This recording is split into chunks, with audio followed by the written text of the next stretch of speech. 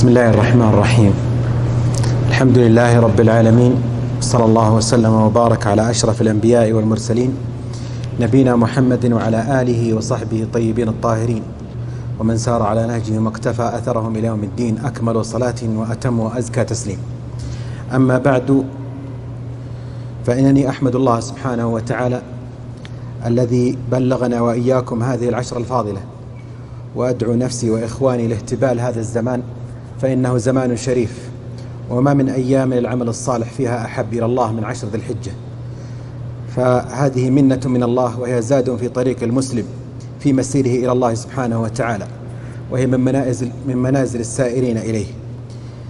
وأشكر الإخوة في مركز الدعوة والإرشاد في منطقة عسير الذين قاموا بالتنسيق لهذا الدرس ومساعدتي في اختيار عنوانه. وإن كان من أمر قبل أن ألج إلى محتوى الدرس، فإنني أقول إن عنوان الدرس لا يتوافر فيه ما ينبغي يتوافر في العنوان والترجمة من مطابقة للمحتوى، فإن العنوان واسع، وهو المتعلق بالقواعد الأصولية التي تساعد على بيان أحكام الحج من خلال الآيات التي وردت في مواضعها من القرآن، آيات الحج. والحقيقة أن العنوان لا يحقق ذلك، وذلك بسبب كثرة القواعد الأصولية من جهة، وكثرة الآيات من جهة أخرى، وضيق الزمان. ولذلك فإنه قد اتجه الدرس إلى اتجاه آخر، وهو محاولة التدريب أو التطبيق على بعض الآيات الأصولية، بعض الآيات القرآنية، وبعض القواعد الأصولية أيضا. فإن القواعد الأصولية كثيرة، وقد ذكر الزركشي أنها إلى 800، أنها تقرب من 800، وأنها إلى 8000 أقرب، وهذا عدد كبير جدا. وسوف ترون الآن أن كلام الزركشي أن له حظ من النظر. وإذا علمنا مثلا أن القرافية في العقد المنظوم قد أحصى 256 صيغة من صيغ العموم، فهذا يدلنا دلالة على أن القواعد الأصولية أنها كثيرة، لأن كل صيغة من صيغ العموم التي رأى القرافي أنها إما قاعدة أو أن فيها خلاف، أنها صيغة أو أن فيها خلاف. أنا أعتذر منكم لأني أنقل الدرس عبر الزوم، فأحيانا الصوت يتدخلون فيه أناس.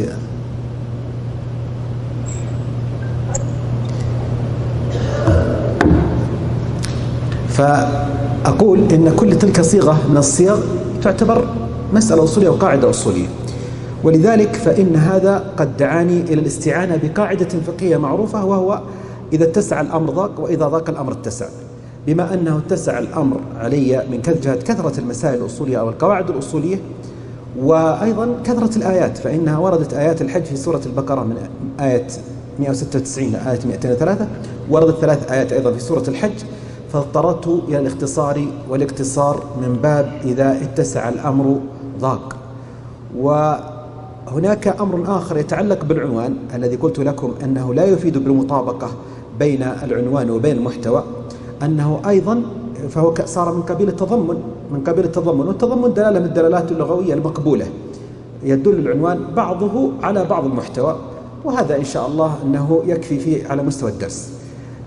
أيضا مما يتعلق بالعنوان من ملحوظة هو أن أكثر الناس كانوا يعبرون عن هذا الباب بالقواعد الأصولية، والقاعدة التعبير بها عن هذا الأمر فيه إشكال، لأن القاعدة قضية كلية لا تقبل الاستثناء، ونحن نعلم أن الخلاف كبير في القواعد الأصولية، ولذلك عدل بعضهم إلى التعبير بالمسائل الأصولية، وهذا تعبير مقبول، لأن المسألة هي قضية يقام البرهان عليها أو يبرهن عليها، وهذا حقيقة القواعد الأصولية أو المسائل الأصولية، أنها يجري فيها خلاف، ثم يستدل على كل قول بالأدلة، ويجاب عن أدلة القول المرجوح.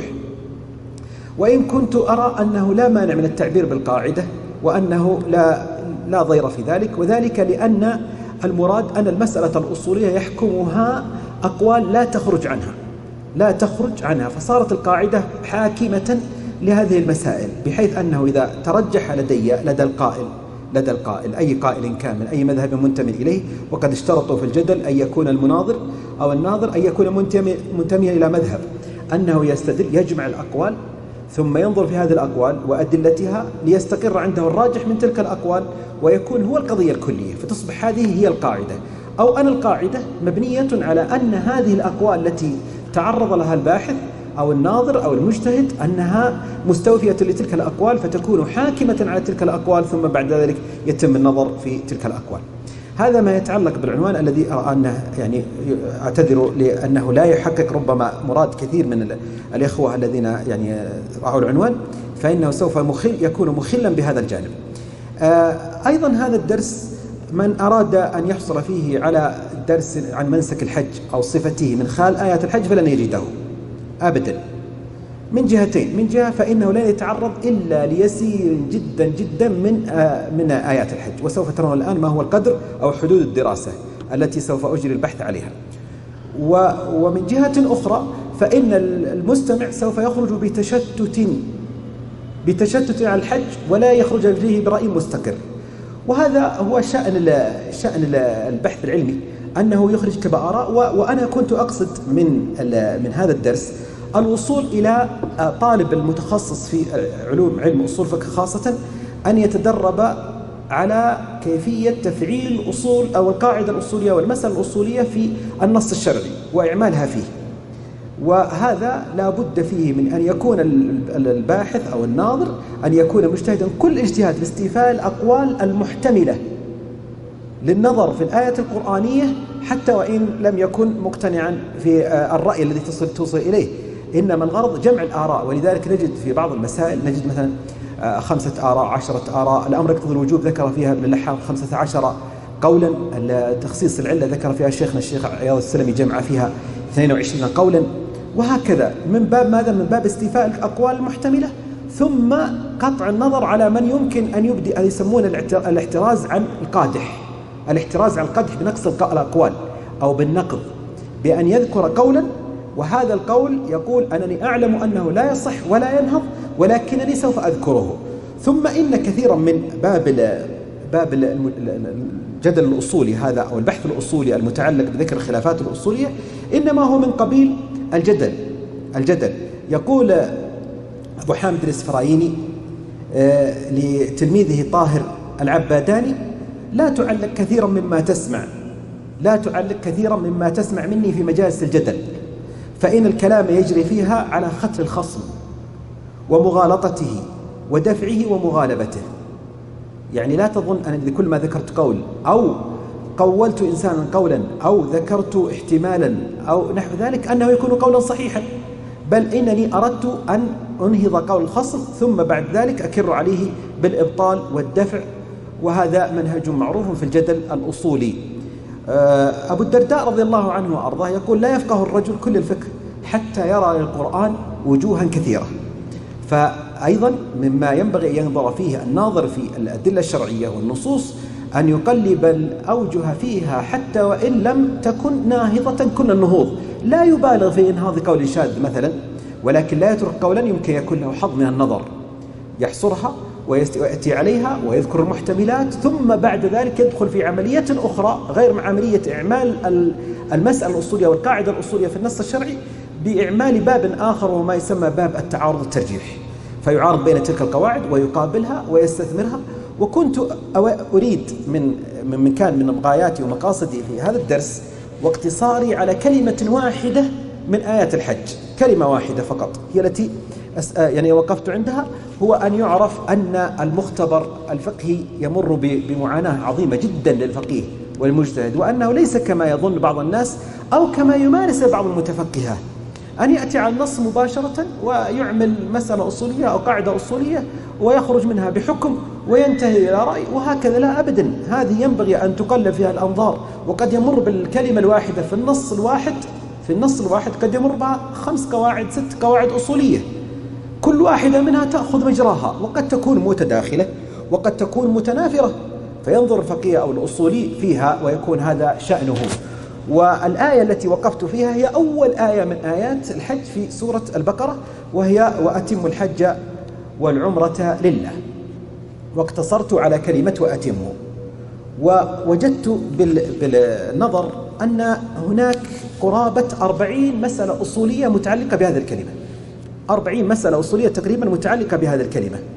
وهذه 40 مسألة الأصولية منها ما هو متعلق بكونها آية قرآنية، والآية القرآنية كما هو معلوم آية من كتاب الله سبحانه وتعالى، كتاب الله حجة. ومنها ما هو متعلق ببيان معنى الإتمام، ومنها ما هو متعلق بتحقيق مناط الإتمام، كيف يتم الإتمام. ومنها ما يتعلق ببعض التعارضات التي جرت حول المعنى اللغوي والاصطلاحي للإتمام. سوف أتعرض بإذن الله سبحانه وتعالى لهذه القواعد سردا، وأبين كل قاعدة وكيف يمكن أن توظف من خلال كلمة وأتموا. وأتموا فقط، حرف العطف والأمر الإتمام، وهو الجماعة التي اتصلت بها والتي قال العلماء بأنها تفيد العموم. وأما بقية الآيات فإنني أعرضت عنها كما قلت لكم لأن الوقت لا يتسع لهذا الأمر، والشأن والمقام مقام درس علمي تدريبي تطبيقي، وليس مقام إفتاء، ليس مقام إفتاء، وليس مقام كما ذكرت لكم شرح لأحكام الحج.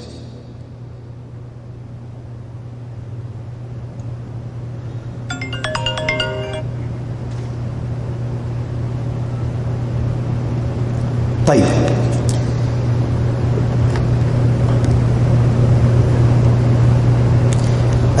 بعد ذلك أدلف إلى الموضوع وأذكر هذه المسائل أو القواعد، وسوف أعبر بكلمة قاعدة يعني جريا مع المتعارف عليه في هذا الباب.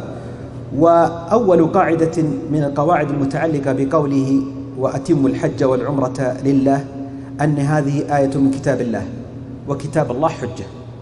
هذا أمر مستقر، لأنه قد يقول الإنسان فما الداعي لهذا؟ أقول لأن الكتاب إذا كانت هذه من كتاب الله فإنه تتبع ذلك قواعد أخرى، وهو أن الكتاب إذا تعارض مع الإجماع أو تعارض مع السنة ففيه خلاف، هل يقدم الكتاب على الإجماع أو يقدم الكتاب على السنة وكذا. ولأن هذه آية متواترة لا شك أنها قراءة يعني من القراءات العشرية. وأما هناك قراءة سوف تأتينا هي قراءة شاذة، والشاذ هل يعتبر حجة أو لا، أو تقام عليه أو يستدل به على الفروع الفقهية أو لا، هذه أيضا مسألة سوف تأتينا بإذن الله سبحانه وتعالى. إذن هذه أول قاعدة أصولية متعلقة بهذه الآية. القاعدة الثانية أن هذه الآية محكمة من جهة النسخ، فإنه لم يذكر أحد من العلماء إنها منسوخة، ولا يمكن أن تكون منسوخة لأنها ترسخ حكما شرعيا من أحكام الدين وركن من أركان الدين وهو الحج، فلذلك لا يمكن أن نقول بأنها آية منسوخة، ولم يذكرها العلماء من ضمن المنسوخ في القرآن. إذن هذه أمر آخر، وهو أنها آية محكمة من جهة النسخ ولكنها قابلة للتأويل، ولذا جرى فيها الخلاف الذي سوف نذكره. لو أمنت من التأويل لقلنا بأنها محكمة بإطلاق، لأن الأحكام من القواعد الأصولية. هذه آية من الظاهر كما سيأتينا في القاعدة الثالثة، فإن قوله أتم أمر، والأمر من الظاهر، وأحكام الظاهر غير أحكام النص وغير محكم، يعني له أحكام. الظاهر يقبل التأويل، والنص لا يقبل التأويل ولكنه يقبل النسخ. والإحكام أو المحكم في القرآن أو في السنة لا يقبل نسخا ولا تأويلا، إذن هذه القاعدة الثالثة. القاعدة الرابعة وهي مهمة جدا، وهي مما بنى عليه هذه الآية، هو أن الشروع في النافلة هل يصيرها واجب أو لا؟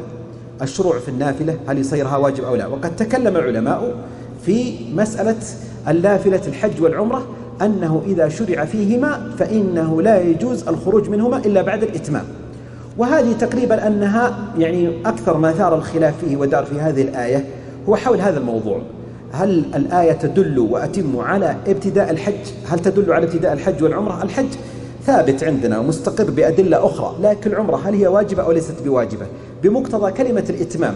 وسوف يأتينا المعاني التي تأتي لها كلمة الإتمام، والتي تجعل بعض الناس يقول إن العمرة سنة وليست بواجبة بمقتضى هذه الآية، وإن كان الأمر هنا وأتم والأمر يقتضي الوجوب كما هو معروف.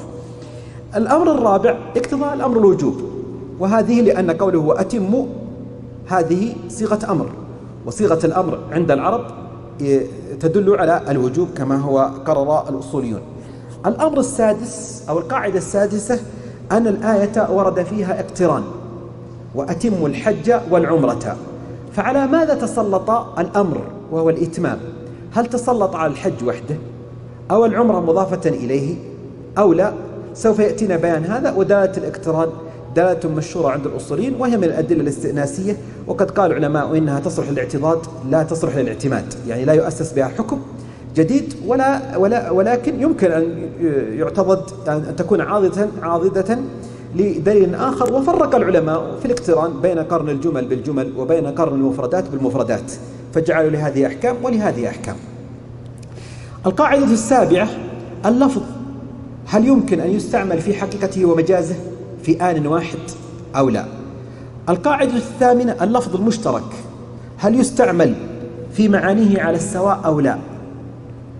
ويمكن أن نبين هذه القواعد الثمان، أو لنقول مثلا من القاعدة الرابعة أو قاعدة الشروع في النافلة وما بعدها، من خلال كلمة أتم وبيان معناها اللغوي، وكيف أن هذه القواعد تغلغلت في الإتمام وحاولت أن تساعد على تفسير معنى الإتمام من خلال القاعدة الأصولية ومن خلال المعنى اللغوي. الإتمام له معنيان في كلام العرب، فأما المعنى الأول له عدة معاني، لكن مع أشهر المعاني هذان المعنيان. المعنى الأول هو إكمال الشيء والإتيان على بقاياه، إكمال الشيء والإتيان على بقاياه.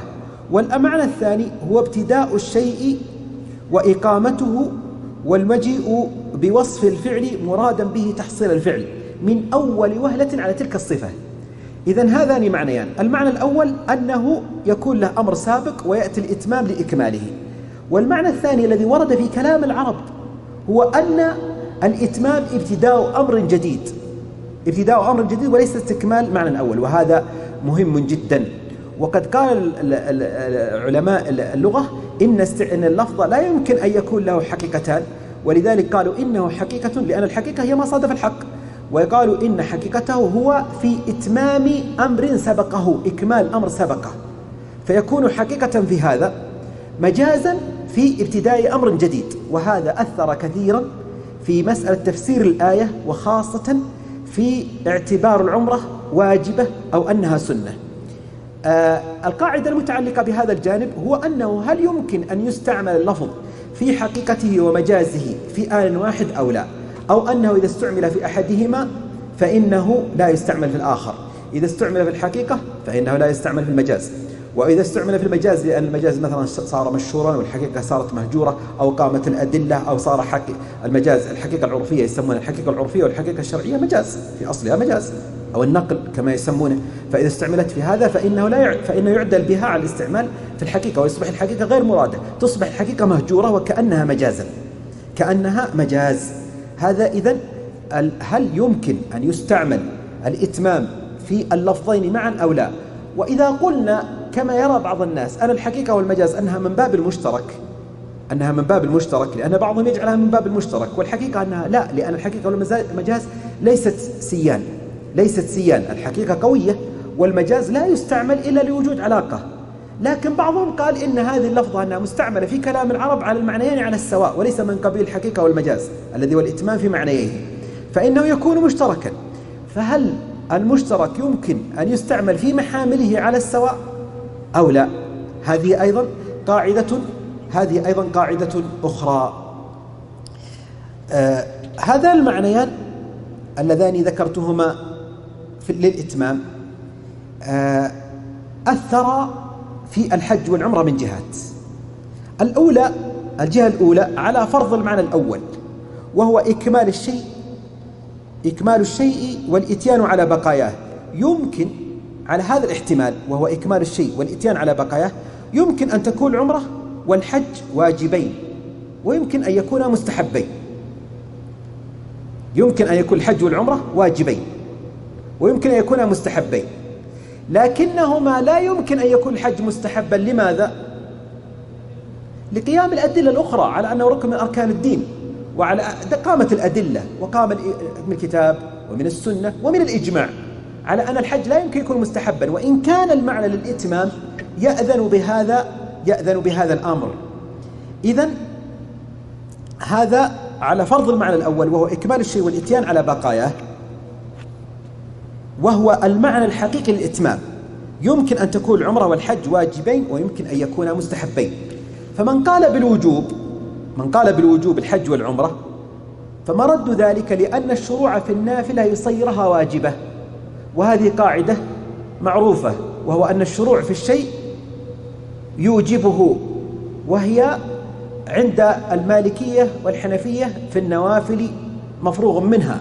فقد الإمام مالك مثلا عدها في عندما يشرع الإنسان في عبادة من عبادات 7 فإنه يجب عليه الإتمام ولا يجوز للخروج منها، وهذه العبادات هي الصلاة والصيام والاعتكاف والحج والعمرة والطواف والائتمام.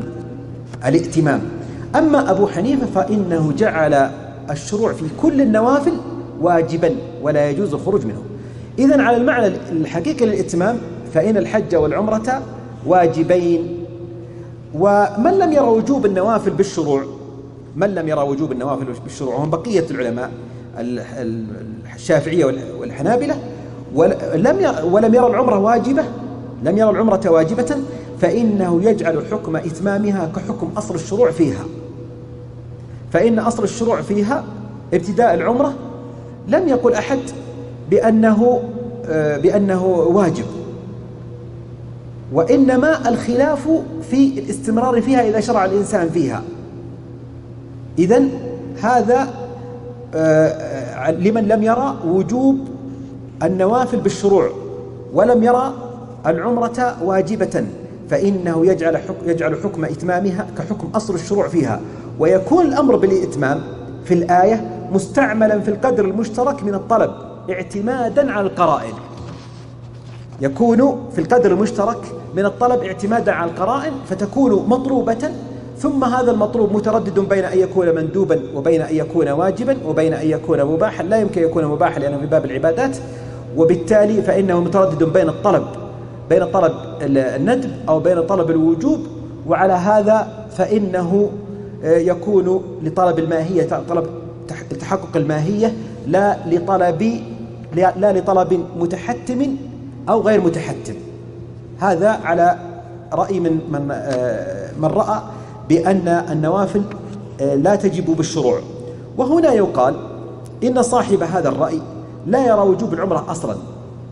صاحب هذا الرأي لا يرى وجوب العمرة أصلا، لا بالإتمام بإكمالها أو المضي فيها بعد أن يشرع فيها، ولا بابتدائها، لكنه هذا بمقتضى القواعد الأصولية، لكنه رأى وجوب الإتمام بعد الشروع لا للقواعد الأصولية هذه، وإنما لأمر آخر، وهو إجماع العلماء على أن من شرع في العمرة أنه يجب أن يتمها، وإن كان بمقتضى القواعد الأصولية والنظر المجرد فإنه لا يجب ذلك.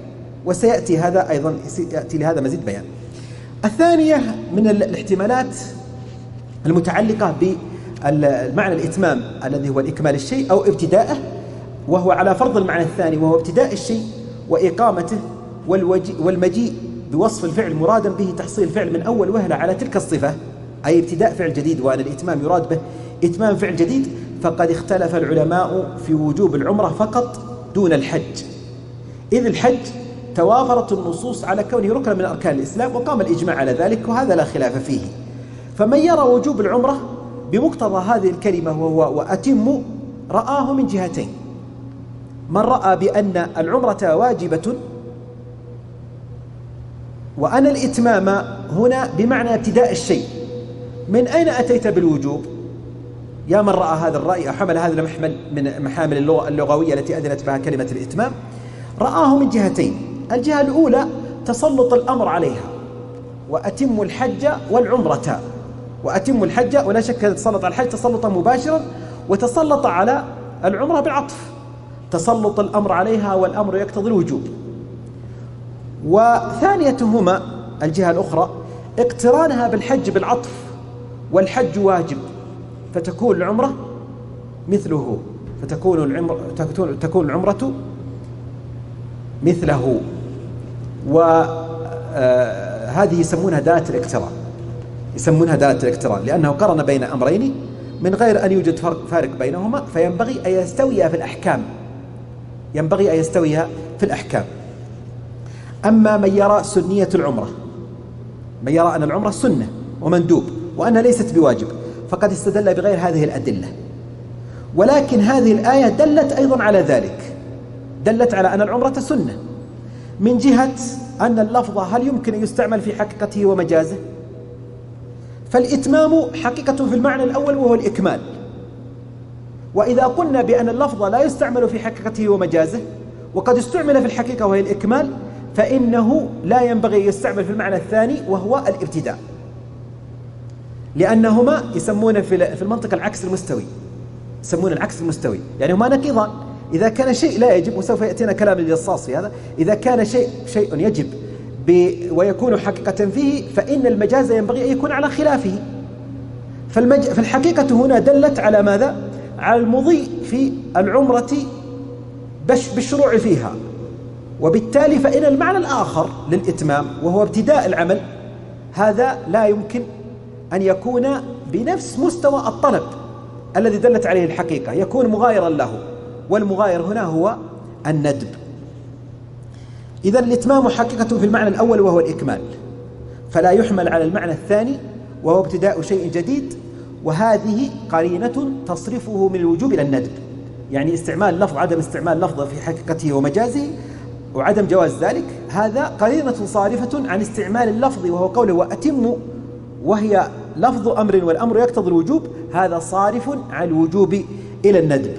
كذلك قاعدة أخرى قلناها، وهو أن المشترك هل يستعمل في معنيه؟ ويكون الأمر بالإتمام من قبيل حمل المشترك على معنيه الواجب والمندوب.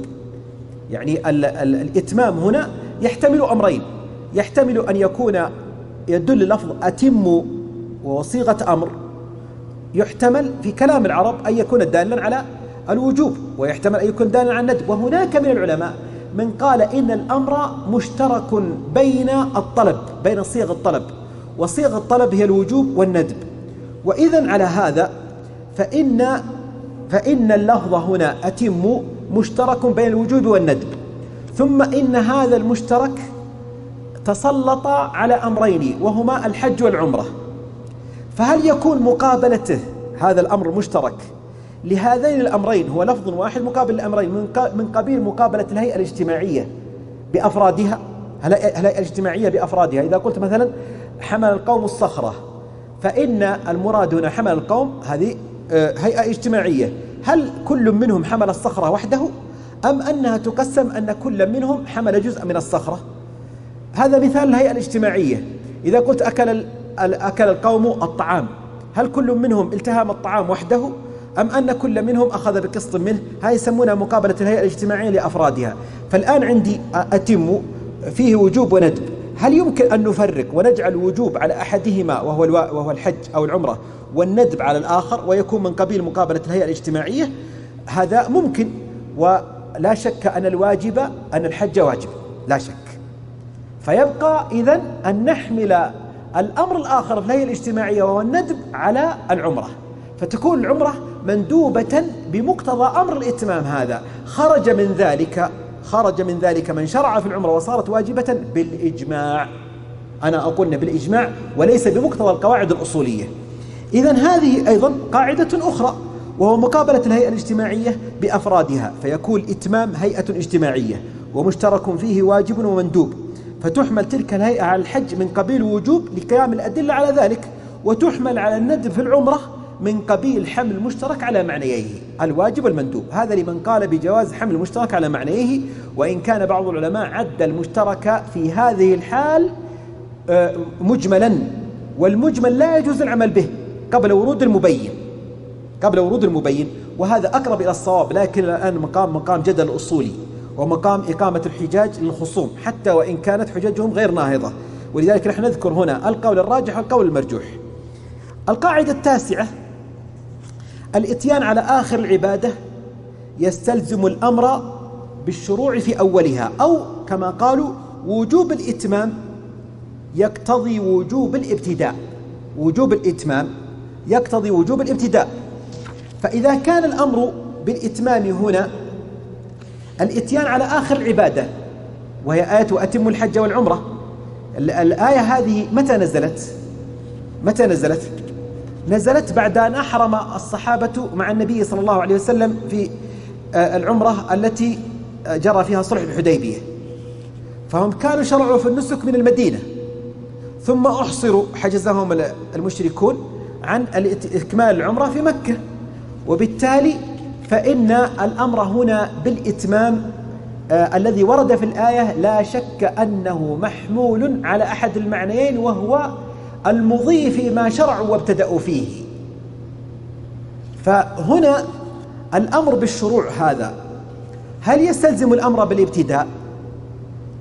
هناك من قال نعم، الإتمام يتوقف على الشروع، وبالتالي فإن الإتمام يستلزم الابتداء. الإتمام يستلزم الابتداء، وما لا يتم الواجب إلا به فهو واجب، فيكون الأمر بالإتمام كناية عن الأمر بالفعل، أي افعلوا، أمرهم بالإتمام، ولا إتمام إلا وقد سبقه ابتداء، فيكون الأمر المتعلق بالإتمام يرجع القهقرة، أو يسمونه الاستناد والانعطاف، ويسمونه الظهور والانكشاف على اختلاف المذاهب في تلقيب هذه المسألة، أو يسميه الحنفية التبين، وهو أن يعود شيء عقد في الزمان اللاحق إلى شيء في الزمان الأول. فالإتمام هنا كان حصل بعد أن خرجوا من المدينة ومضى زمن، ثم بعد ذلك لا شك أن هذا الأمر بالشروع بالإتمام يستلزم ابتداء، وإلا لكان الأمر منبتا، وهذا لا يمكن. وقد اعتبر الشاشي هذا من التمسكات الضعيفة الفاسدة، فقال: وكذلك التمسك بقوله تعالى وأتموا الحج والعمرة لله لإثبات وجوب العمرة ابتداء ضعيف، لأن النص يقتضي وجوب الإتمام، وذلك إنما يكون بعد الشروع ولا خلاف فيه، وإنما الخلاف في وجوبها ابتداء. يعني يعترض على أن الأمر بالشروع يستلزم الابتداء، والحقيقة أن الأمر بالشروع هذا أمر حسي، أو الأمر بالشروع استلزام الابتداء أمر حسي ولا شك، يدل عليه العادة ويدل عليه العقل، فإنه لا يعقل أن يتم شيء لم يكن له بداية. لكن الأمر بالشروع هذا هل يستلزم الأمر بالبداية أو لا؟ هذا محل الخلاف، وسوف يأتينا كلام للجصاص، ولا يستغرب، فإن هذه مدرسة الحنفية لا ترى بوجوب العمرة، ترى أنها سنة، ولذلك هم يرون هذا، لكنه ليس بمحض آرائهم، وإنما انطلاقا من هذه القواعد. القاعدة 10: الأمر إذا أطلق فالمراد المعنى الشرعي، وهو الأمر بأصل الماهية لا صفتها، وهو الأمر بأصل الماهية لا صفتها، وهو في إتمام الحج والعمرة الإتيان بها تامين، وهو في إتمام الحج والعمرة الإتيان بهما تامين، أي مستجمع الشرائط والأركان. وليس في الآية كلام على الشروع حتى يؤمر بالإتمام، فعلمنا أن الأمر ابتداء، والأمر الابتدائي يقتضي الوجوب والإتيان بالمعنى الشرعي. يعني الأمر إذا أطلق في الشرع أتم، فإنه يقتضي أن نأتي بماذا؟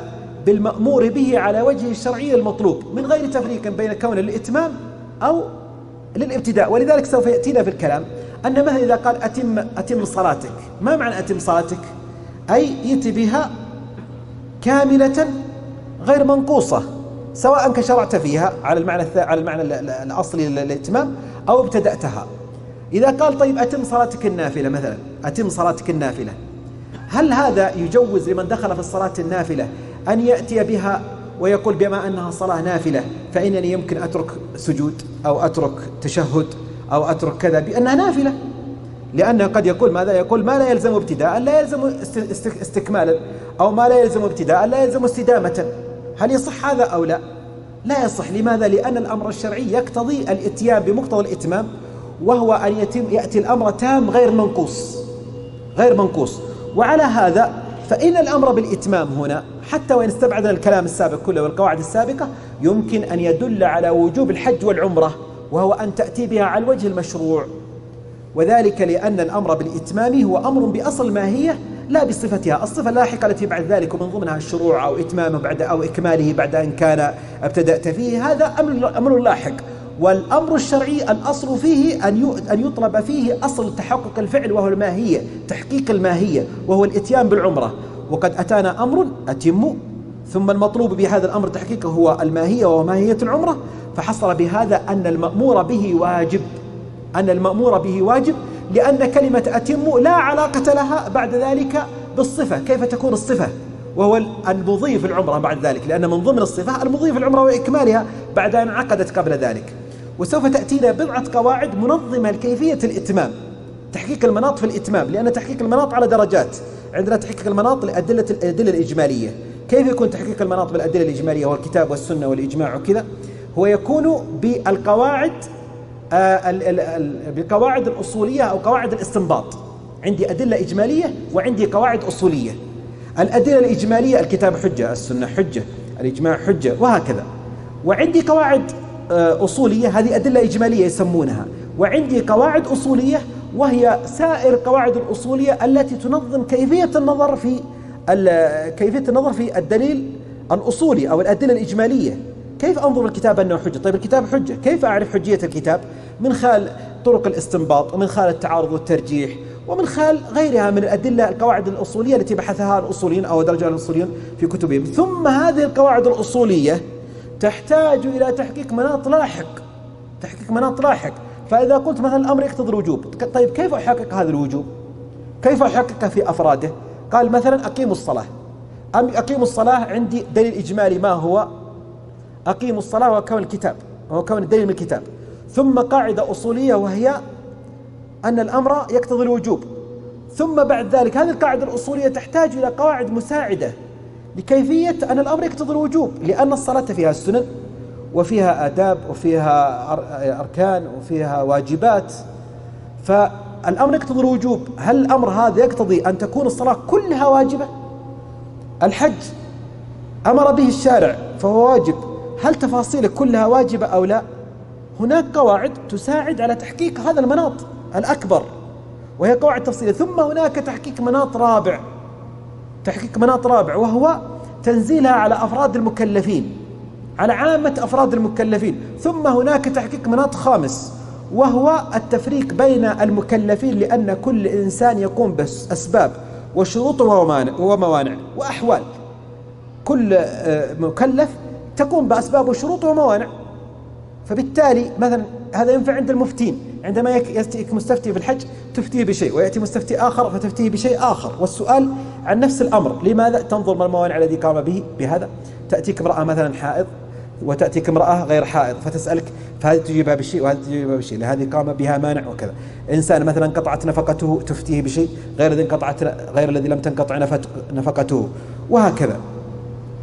فإذا هذا أيها الفضلاء يعني من القواعد التي ينبغي أن يلحظ فيها تفسير الإتمام، وأنه قد يدل على وجوب العمرة، لأن الأمر بالإتمام أمر بمعنى شرعي، والأمر الشرعي لا يفرق فيه بين الابتدائي وما يلحقه. أتموا العمرة يعني قوموا بالعمرة، أتموا وجوب والعمرة واجب. بعد ذلك كونها شروع أو استمرار أو نحو ذلك هذا لا يعنيني في أصل بمقتضى هذه القاعدة. القاعدة 11 الاحتجاج بدالة الاقتضاء. وقد قال العلماء إن من طرق المنطوق غير الصريح هو الاقتضاء، القول بالاقتضاء، وبنوا عليه مسائل كثيرة، ويتساعد على تصحيح النص، تصحيح النظر في النص عقلا أو شرعا أو عرفا. فإنك تقدر مضمرا لكي يصح النص شرعا فلا يأباه الناس يقولون كيف هذا غير مقبول، أو ليصح عقلا أو عرفا. يمكن أن يقال بهذه الدلالة وهو الاحتجاج بدلالة الاقتضاء إن المراد في قوله وأتموا المعنى الحقيقي وهو الإكمال لا الابتداء، ويقدر مقتضى هنا، يعني دلالة الاقتضاء تساعد على تحديد أحد المرادين بالإتمام، وهو إكمال شيء أو ابتداء شيء. فنقول لا، المراد هنا هو الإكمال للابتداء، ثم بعد ذلك نجري أحكام الإكمال بعد هذا على أن الأمر بالإتمام هو الإكمال وليس للابتداء. لأن عندنا إشكالية الابتداء هي التي أنهضت عندنا مسألة وجوب العمرة ابتداء. خلوا إذا شرع الإنسان فيها، قلت لكم الإجماع حددها، انتهينا. يقدر مقتضى وهو قولنا إذا شرعتم فأتموا الحج والعمرة، قاله ابن عاشور، وقال إن هذا هو الظاهر والسياق يساعد عليه، وسبب النزول أيضا ترى يساعد عليه، سبب النزول يساعد على هذا المحمل، بينما الحمل على أن المراد بالإتمام الابتداء مصير إلى خلاف الظاهر مع صلاح اللفظ للحمل على الظاهر. اللفظ بذاته يصلح أن تريد بالابتداء الإتمام الابتداء، ولكنه خلاف الظاهر وخلاف السياق وخلاف دلالة المقام وخلاف سبب النزول وخلاف الآية بعد ذلك، لأن الآية قالت فإن أحصرتم، فالإحصار واضح أنه بعد شيء واجب، لأن الشيء المندوب لا يلزم فيه أن يكون المحصر يأتي بالواجب في الإحصار.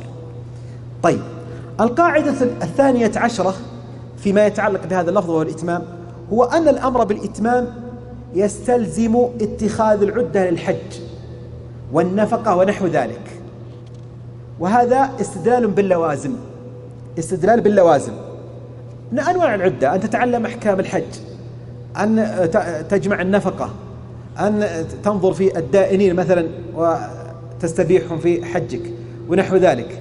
إذن قال وأتموا، هذه استدلال بالتلازم، والتلازم الحقيقة أن الاستدلال به أنه خطير، لأن هناك لوازم بعيدة، هناك لوازم قريبة، هناك لوازم متوسطة.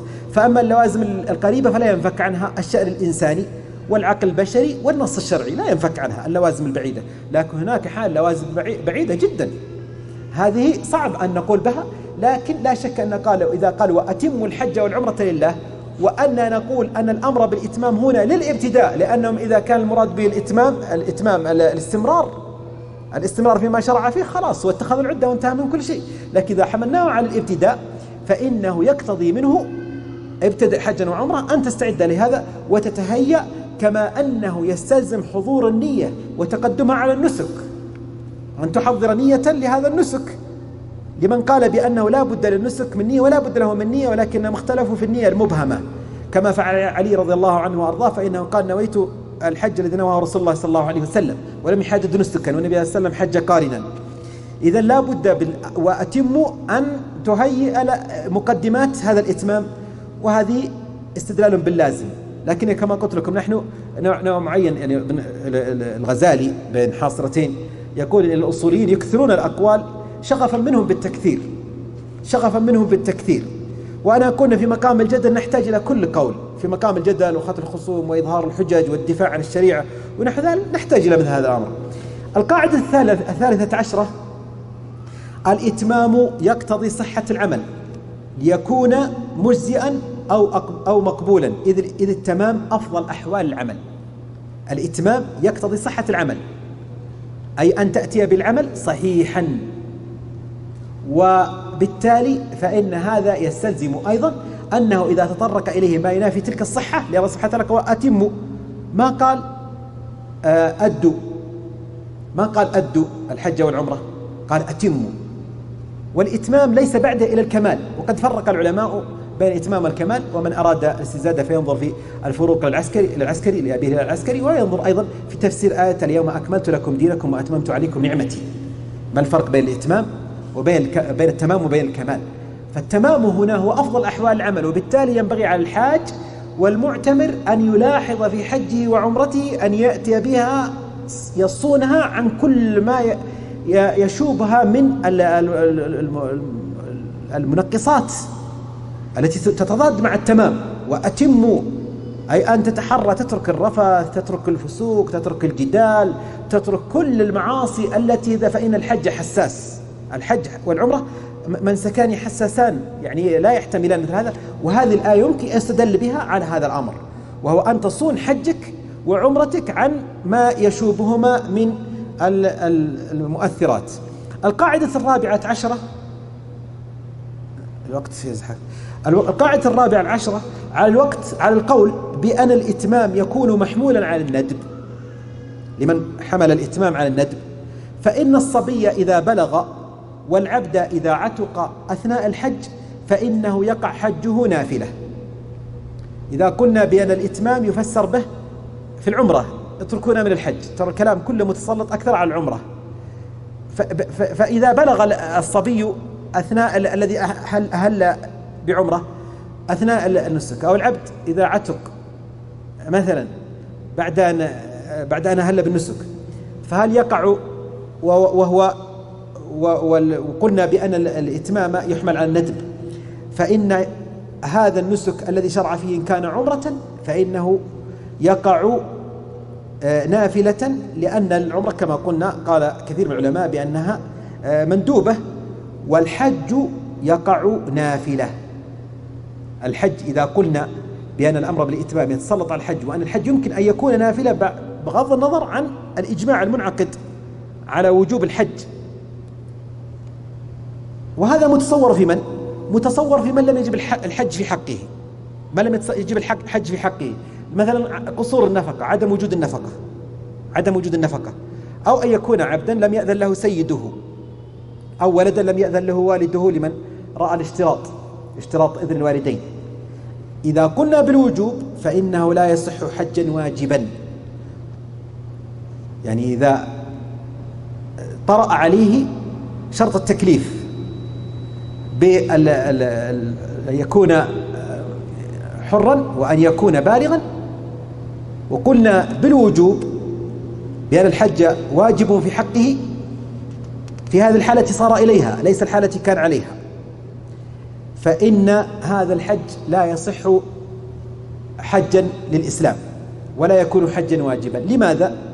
لأن الحج تبعض بين مندوب وواجب، والواجب لا يتم إلا كاملا، الواجب لا يكون إلا كل كامل، ما يكون بعضه واجب وبعضه مندوب. وهذا يرجع لقاعدة فقهية مشهورة، وهي ما لا يتبعض فاختيار بعضه كاختيار كله، ما لا يتبعض فاختيار بعضه كاختيار كله. الواجب لا يتبعض، فإذا اختار بعضه وصار إلى بعضه وهو الواجب وبعضه هو المندوب، فهل يحمل على الواجب أو على المندوب؟ يحمل على المندوب لأنه أقل مطلوب، يحمل على المندوب وهو أقل مطلوب وهو أدنى درجات أمر الجواز. القاعدة 16 هل عبرة في الطلب بالبداية أو النهاية؟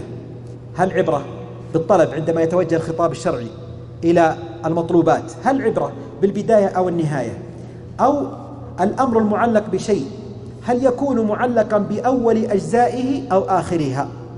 وهذه القاعدة ذات صلة بانعقاد أسباب العبادات. وهل يستمر السبب مؤثرا أو يسقط تأثيرا عند أول الوقت الذي حدد له؟ هذه قاعدة أيضا فلسفية متصلة بعلم الكلام، وهو الأسباب. هل يستمر السبب أو أن له حد ينتهي إليه ثم بعد ذلك يتبعه العمل؟ وهذه مسألة كلامية فلسفية خاض فيها خاصة الأشاعرة وسقطوا فيها سقوطا مروعا، كما هو معروف في نظرية السببية، فإنهم يقولون مثلا في الأسباب إن تأثيرها عندها لا بها، وأنها غير مؤثرة. والخوض في هذه يرجع إلى علم الكلام لمن أراد الاستزادة. ولكن الكلام الآن هنا عندما يأتيك الخطاب ويقول وأتموا، فهل هذا خطاب تعلق بأول الحج والعمرة أم أنه يستمر الإتمام هذا إلى آخرها؟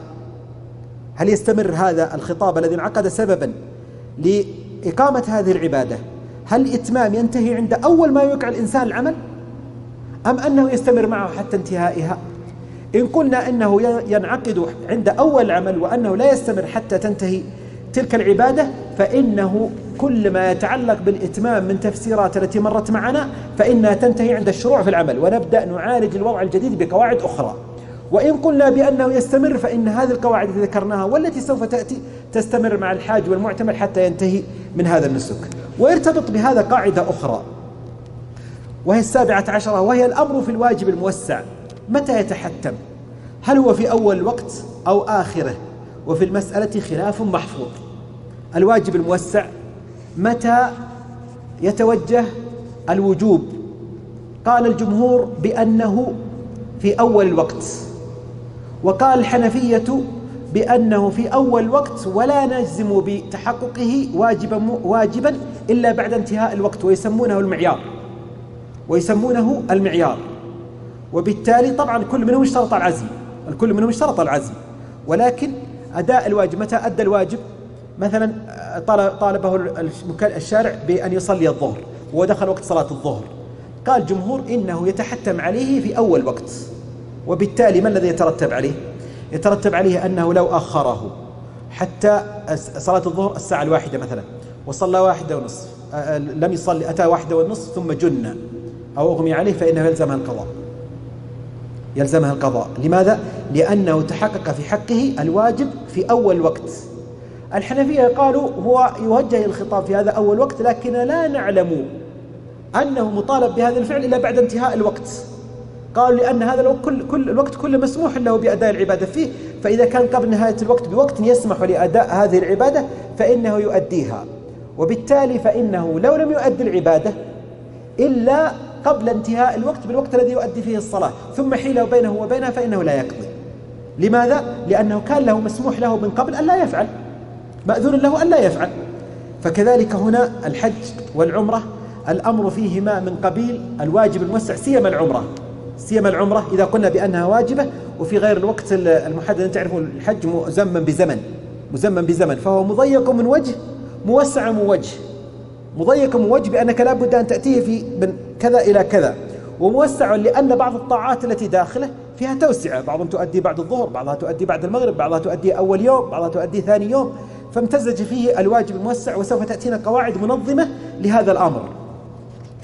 القواعد 19 والعشرين والحادية والعشرين والثانية والعشرين، وقد دمجتها مع بعض هذه القواعد، وهذه منظمة لمسألة أداء العبادة الواجبة كما وكيفا. كيف كما؟ يعني الآن أمرني الشارع بالتسبيح في الصلاة، كم المطلوب للتسبيح؟ هذه تنظمها هذه القواعد. وكيفا أمرني الشارع مثلا مسح الرأس أو مسح في التيمم، ما هو المسح المجزئ الكافي؟ ما هو؟ هذه تنظم هذه القواعد. القواعد هذه، هل الواجب هو الأخذ بأوائل الأسماء أو بأواخرها؟ هل الواجب هو الأخذ بأوائل الأسماء أو بأواخرها؟ القاعدة الثانية، الأمر بفعل الشيء يقتضي وجوب أدنى ما يتناوله اسم ذلك الفعل، وما زاد عليه اختلفوا فيه، هل هو من قبيل المندوب أو من قبيل الواجب، وهو الزيادة على أقل واجب كما يقولون. القاعدة الثالثة، المطلق من الأسماء يتناول كامل من المسميات. المطلق من الأسماء يتناول الكامل من المسميات. القاعدة الرابعة، الزيادة على الواجب الذي لا يتقدر بحد محدود، هل هي واجبة أو تقع نفلا؟ وهذه القواعد بينها تشابه وبينها افتراقات، بينها فروق. يمكن أن نمثل لهذه القواعد بمن أراد المبيت في مزدلفة كم يكفيه؟ الآن قال أتموا، الإتمام يعني الاتيان بالعمل كما قلنا تاما. طيب، أراد المبيت في مزدلفة كم يكفيه؟ لا شك أن من بات الليل كله أنه أتى بالكامل، لكن كم يكفي من أراد المبيت في مزدلفة ثم الانصراف قبل أن يكمل ليله؟ كذلك من أراد المبيت في منى، كم القدر الذي يكفيه؟ ما هو القدر الذي لا بد منه لتحقيق الإتمام، لتحقيق المناط الإتمام؟ هذه تساعد هذه القواعد الأربع مساعدة الأخذ بأوائل الأسماء أو بأواخرها. مثل المبيت له معنيان: الليل كامل وهو أوسعه، وأقله وهو قدر يسير يختلف باختلاف الناس، فإن بعض الناس مبيته ساعة أو ساعتين، وبعضهم مبيته أكثر من هذا. فهذه أيضا قواعد مساعدة على تحقيق هذا الأمر. وعامة الاجتهاد في الطاعة والذكر المأمور بها في الحج، الطاعة عموم الطاعة وعموم الذكر مثلا موجود في الحج، وكل أنواع العبادة التي وردت في الحج مرتبطة بهذه القواعد. كم يكفي المكلف من ذلك؟ يعني الله سبحانه وتعالى قال: واذكروا الله ذكرا كثيرا، وأمر بذكره سبحانه وتعالى عند كل الشعائر. كم القدر كافي من الذكر؟ كم هو؟ تنظم هذه القواعد وتساعد على تحقيقه، تنظم هذه القواعد الأصولية وتساعد على تحقيقه. القاعدة 23، المجمل يتوقف العمل به على ورود المبين، ومن هنا فالإتمام لفظ مجمل لا يشرع فيه المكلف إلا بعد ورود المبين، والمبين هنا ما هو؟ السنة. قال: وأتموا الحج والعمرة لله. ولكن الإتمام كيف أتمها؟ لا يتم هذا إلا بالنظر في سنة النبي صلى الله عليه وسلم وماذا عمل لبيان هذا الإتمام. القاعدة 24، قوله أتم فعل والأفعال نكرات. ما عندي ساعة إذا سمحت. باقي كم؟ زين. الأفعال نكرات، ما الذي يترتب على هذا؟ أن النكرة في سياق الإثبات تفيد ماذا؟ تفيد الإطلاق، لا تفيد العموم. في سياق النفي تفيد العموم، تفيد الإطلاق. ولذا فإن الخطاب هنا لا يتناول جميع المكلفين بمقتضى هذه الصيغة. قال أتموا لا يتناول جميع المكلفين لأجل هذه الصيغة. لماذا؟ لأن المطلق فرد شائع في جنسه، فهو لا يتناول جميع أفراد المكلفين من جهة صفاتهم. أما من جهة أعدادهم فسوف يأتيها كلمة الواو هنا أتموا لفظ الجمع، إنما من جهة صفاتهم لا يتناولهم بمقتضى هذه الآية. وإن كان هناك نصوص أخرى من السنة كذا بيّنت من هو المطلوب منه العمل وإتمام الحج والعمرة وابتداءهما والقيام بالحج والعمرة، نصوص أخرى، لكن أتكلم عن هذه الآية فإنها مطلق، والمطلق فإنها نكرة، والنكرة في سياق الإثبات من قبيل المطلق، والمطلق يكفي فيه تحقق فرد، يعني لو ما قام به بمقتضى هذه الآية. إلا أنا أريد أقول حاجة في المطلق أيضا. المطلق قد يكون مطلقا في الصفات وقد يكون مطلقا في الأشخاص. المطلق في الصفات ماذا؟ أو في الأنواع أو في الأجناس كما يقولون، فإن الأجناس والصفات أنواع، فإن الأجناس والأنواع صفات. يعني مثلا أحيانا يقول مثلا المطلق يطلب تحقيق بفرد واحد، فرد واحد يسقط الطلب. الفرد هذا قد يكون ماذا؟ قد يكون مجموعة وليس فرد واحد، لأنه أراد مجموعة صفات. يعني الآن مثلا في الواجب المخير، المطلوب في الواجب المخير الذي يسقطه من هو؟ عفوا الفرض الكفائي، من هو؟ القادر على القيام بهذا الأمر، القادر على القيام بهذا الأمر. فالناس الخطاب لهم توجه للناس مثلا بطلب العلم، ينفروا لطلب العلم. هذا يتناول فئام من الناس كثير، فئام من الناس كثير، لكنه يتحقق في حق طلبة العلم مثلا أو الدعاة أو نحو ذلك. فهؤلاء هل هم فرد أو هم نوع؟ نعم نوع، وهو من قبيل المطلق. لأن بعض الناس يظن أن المطلق أنه فرد واحد شخص، لا، هو يتناول أنواع ويتناول أفراد. في بعض الأحوال يكون أنواعا، ولذلك يتحول المطلق أحيانا إلى ماذا؟ يتحول المقيد أحيانا إلى ماذا؟ إلى ماذا؟ إلى مطلق. انظر، قال مثلا تحرير رقبة، قال مؤمنة، الرقبة هنا مطلق قيدت بالإيمان، ثم الإيمان يمكن يتسلط عليه قيد آخر وهو الذكورة والأنوثة مثلا، الذكورة والأنوثة، ثم الذكورة والأنوثة تتحقق بماذا؟ بالأشخاص، وهو العبد الفلاني أو العبد الفلاني. هذه يسمونه العام الذي لا عام منه والخاص الذي لا خص منه، وهو أيضا يعرض للمطلق والمقيد. القاعدة 25 أن ضمير الجمع في أتم يفيد العموم. ضمير الجمع في أتم يفيد العموم. فإذا كانت كلمة أتم مطلق وهو لا يتناول الأمة كلها، بل يحصل بنوع واحد، فإذا قام به مجموعة من الأمة كفى بإسقاط الحج، بإسقاط هذا الطلب. أنا أقول لكم هذا بالنظر لهذه اللفظة فقط، بغض النظر عن النصوص التي دلت على أن الحج مثلا أنه واجب على كل مكلف مستطيع بشروطه. لكن لو نظرنا لهذه الكلمة فقط فإنها يمكن أن تدل على هذا. وسوف يأتينا كلام للقرافي مشهور جدا وجرى فيه خلاف، خالفه الأصوليون وبعضهم حتى يعني رفضه، وهو أن العامة في الأشخاص مطلق في الأزمنة والأمكنة والأحوال والبقاع. سوف يأتينا بإذن الله سبحانه وتعالى. القاعدة 26 أن الضمير المفيد للعموم في قوله أتم، الضمير المفيد للعموم، قلنا أن كلمة الواو الضمير هنا المتصل بأتم بالإتمام، بالأمر بالإتمام بالفعل أتم، هو يفيد العموم، فيتناول عامة الأمة، عامة من يمكن أن يتم، لأنه سوف يأتينا أيضا أن العام هذا أنه عام مخصوص وعام مراد به الخصوص. أتم الواو هنا الضمير هنا أتم قلنا فعل نكرة ومطلق، الضمير هنا وهو الواو هذا عام، وهذا عام مخصوص وعام مراد به الخصوص، وسوف نبين أيضا كيف كان في الحالين. إذن الضمير المفيد للعموم في قوله أتم ليس المراد أتم الحج والعمرة جميعكم، بل المراد بهذه الواو التي هي ضمير في أتم كل واحد على حياله. يعني لا يظن ظن ولا يظن ظن، لكن هكذا الأصوليون يقولون أنه لا أتم تفهم منها ماذا؟ أنه كلكم أتموا هذه السنة واذهبوا إلى مكة. طبعا مما يساعد السياق، لأن النبي عليه السلام الخطاب موجه لهم وهؤلاء كلهم لا بد أن يذهبوا إلى مكة.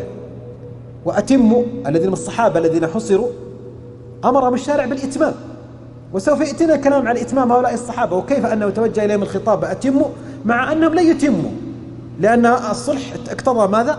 اقتضى أن يعودوا وأذن لهم أن يحجوا من قابل. فهل المراد بالإتمام هنا أيضا أنهم في قابل، أنهم لا بد أن يذهبوا كلهم ويحجوا يعتمرون في قابل، يعتمروا في قابل؟ إذ قلنا بأن الحج عمرة واجبة.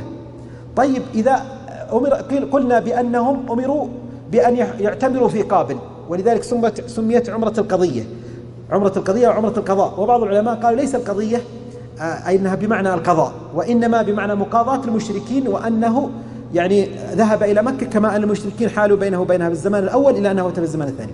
طيب لو قلنا بأن المراد أتموا، أي أن الإتمام هنا وأنهم لا بد أن يكملوا العمرة ثم حصروا عنها، ثم كما قول بعض العلماء أن من حصر بأنه إذا استطاع أن ينفذ إلى مكة مرة أخرى فإنه لا يهدي، وهو كلام بعض المفسرين، وإنما ينبغي عليه يأتي بالعمرة متى ما تسنى له ذلك. أما الحج فلا. لماذا؟ العمرة واجب موسع، والحج واجب مضيق له زمان محدد ما عاد يمكنه إلا أن يهدي، لكن هؤلاء يمكن. فهل نقول بأن الإتمام بأن القضاء هنا أنه بالأمر الأول أو بأمر جديد؟ وهذه قاعدة أخرى. هل يبقى المكلف هذه الأثناء متلبس إذا قلنا بأنه مأمور؟ إذا قلنا بأنه مأمور بأن يمضي في يتم عمرته وبالتالي أحصر عنها كما هو في قصة سبب نزول هذه الآية، فهل يكون أيضا متلبس بالعمرة في هذه الأثناء؟ لا شك أن التلبس انتفى عنه بماذا؟ بالإحصار، بالدم اللي في الإحصار وحلق الشعر الذي ورد في الآية.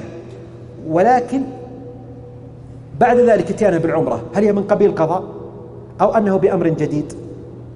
فإن كان بالقضاء فمعناته أن كل من كان أحصر فإنه ينبغي عليه من هؤلاء النفر الذي كان مع النبي صلى الله عليه وسلم أن يعتمر ويأتي بالعمرة. وأتموا. إذن المراد هنا ليس الخطاب لجميع الأمة أتموا أيها الأمة جميعا، هذا أمر يدل عليه العقل أصلا أن لا يمكن كل أمة، وإنما المراد به الخطاب هنا موجه إلى كل فرد. من هو الفرد الذي يحج ومن هو الفرد الذي لا يحج؟ من توفرت فيه الشروط والأسباب وانتفت عنه الموانع يحج، ومن ليس كذلك لا يكون بذلك. قال لأن صيغ العموم مدلولها كلية لا كلي، والكلية الكلي هناك كلي وكلية وكل.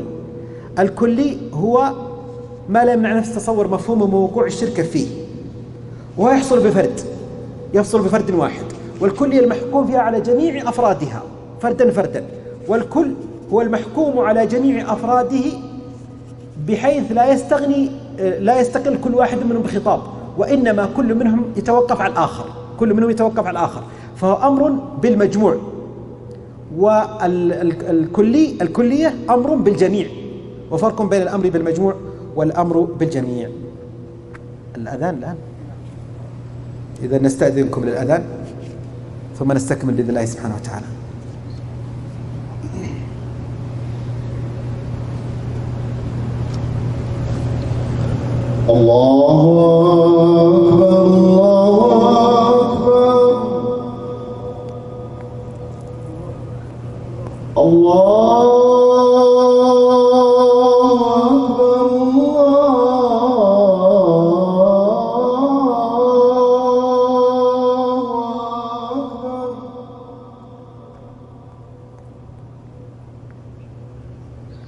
أشهد أن لا إله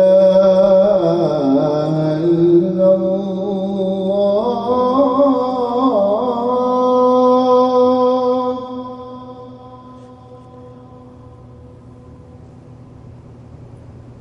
أشهد أن لا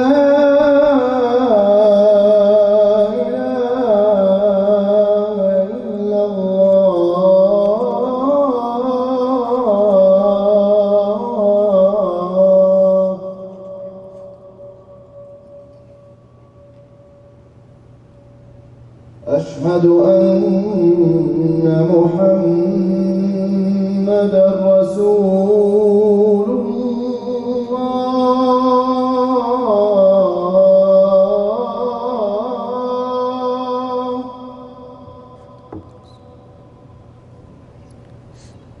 أشهد أن محمدًا رسول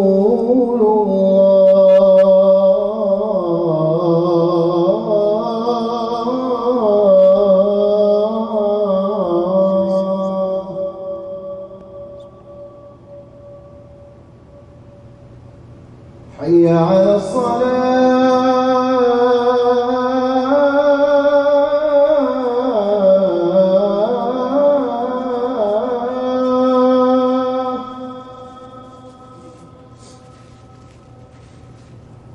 حي على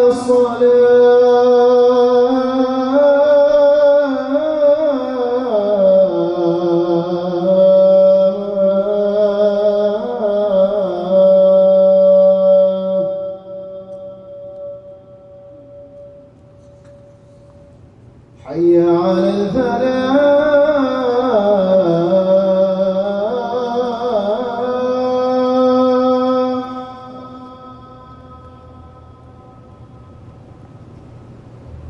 حي على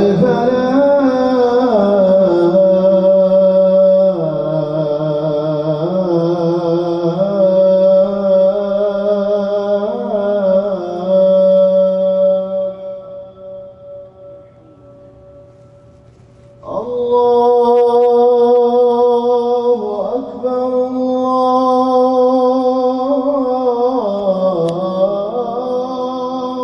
أكبر لا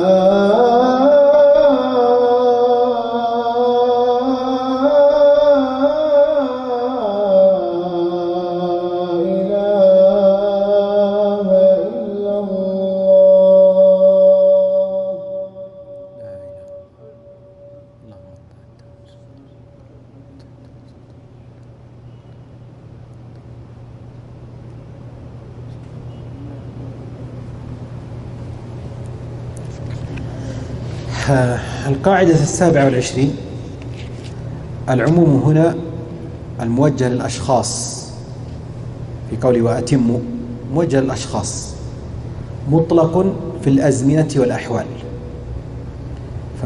فمتى تيسر الحج والعمرة أتى المكلف بهما، يعني ليس مطلوبا به أن يأتي بهما على الفور، وإنما هو مطلق، والمطلق يتحقق بإيقاعه في أي زمان، والمطلق فيه الشيوع وفيه توسعة أكثر من العام. ولا يقال إنه مطلق في البقاع، لأن هناك قاعدة مشهورة ذكرها القرافي ونسبها إلى أو تبناها ودافع عنها كثيرا في كتبه، وهو أن العام في الأشخاص مطلق في الأزمنة والأمكنة والأحوال، وقد خطأه العلماء منهم العلائي في تلقيح الفهوم، ومنهم ابن دقيق العيد في أحكام شرح عمدة الأحكام عند شرح حديث أبي الدرداء لا استقبل قبله ببول ولا غائط ولا استدبروها، خطأه وقال بعض المعاصرين، وهو تلميذه ابن دقيق العيد، وهو تلميذه متوفى 702، والقرافي متوفى 684، فخطأه وقال بعض المتأخرين ونسب هذا، وقال يعني كثير من العلماء وحتى ابن السبكي في رفع الحاجب رأى أن هذه القاعدة خطأ، والحقيقة أنها تحتاج إلى تأمل، فإنها من قواعد السعة هذه، إن العامة في الأشخاص مطلق في الأزمنة والأمكنة والأحوال، فهنا الخطاب هنا عام ولكنه مطلق في الأزمنة والأحوال، في متى ما تيسر لك الزمان ومتى ما تيسر الحال فإنك تأتي بهذا العمل. وأما البقاع فلا يمكن، لأن البقاع هنا محددة، وهي المشاعر التي تنص عليها التي وردت في السنة. القاعدة 28 الأمر يحمل على الوجوب ما لم تصرفه قرينة، ثم اختلف في القرينة الصارفة، ويمثل لذلك بالأمر بالعمرة هل هو الوجوب أو الاستحباب، وقد احتج من أوجبها بظاهر قوله وأتموا الحج والعمرة لله، قالوا واللفظ يحتمل إتمامها بعد الدخول فيهما أي الحج والعمرة، ويحتمل الأمر بابتداء فعلهما، فالواجب حمله على الأمرين بمنزلة عموم يشتمل على مشتمل، فلا يخرج منه شيء إلا بدلالة. إذن بما أنه تردد بين أن يكون الأمر بالإتمام على تفسير الإتمام هو إكمال ما شرع فيه، أو الابتداء، فإن الواجب حمله على الأمرين، لأن اختيار أحدهما تحكم، وهذا ينفع من المستدلين على العمرة؟ القائل بالوجوب أو بالسنية؟ القائل بالوجوب، لأنهم قالوا الأمر هنا الإتمام بما يدل على الشروع ويدل على الابتداء، وبالتالي فإن تحديد أحدهما تحكم. ومن حمله على الاستحباب فقد تمسك بأن الشروع في العمرة مستحب، وأقام الأدلة على ذلك غير هذه الآية، ومنها أنه لو كرر العمرة لما لزمته العمرة مكررة ابتداء، فهذا يدل على أن الأمر على الإتمام مغاير الابتداء. يعني الآن لو قلنا بأن الإنسان يعتمر الآن عمرة يعني ليست على سبيل الإتمام وهو إكمال ما شرع فيه، هل تلزمه العمرة اللاحقة بعد ذلك يعتمر مرة أخرى؟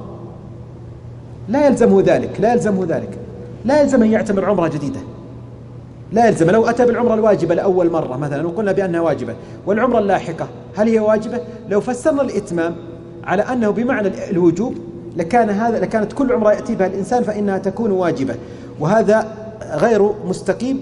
وأما وجوب المضي في العمرة النافلة فذلك لقيام الإجماع لا لدلالة قوله فأتموا كما كررنا غير مرة.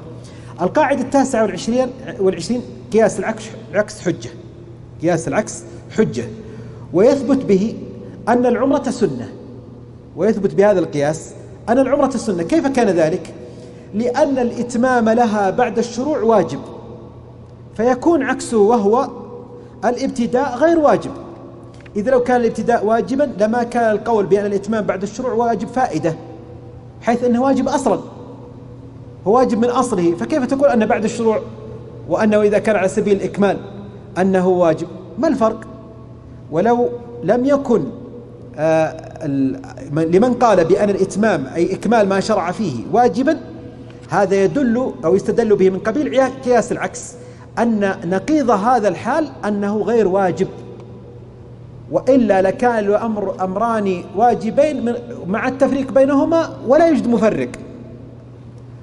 القاعدة 30 أن الأمر إذا تعلق بمعين لم يخرج المكلف من عهدته إلا بالإتيان به قطعا.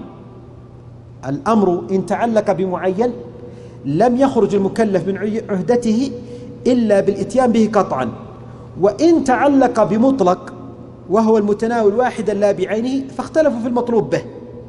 إن تعلق بمعين خلاص نعرف أنه لا بد من يأتي بهذا المعين، لكن إذا تعلق بمطلق فاختلفوا في المطلوب به، هل المطلوب الماهية الكلية أو جزئية من جزئياتها أو كل جزء من جزئياتها؟ إذا تعلق بمطلق هل مطلوب الماهية الكلية، إيقاع الماهية الكلية وهي صفة المطلق لمن يفرق بين المطلق والنكرة، أو أن المطلوب كل جزئية من جزئياتها؟ العلماء على خلاف في هذا.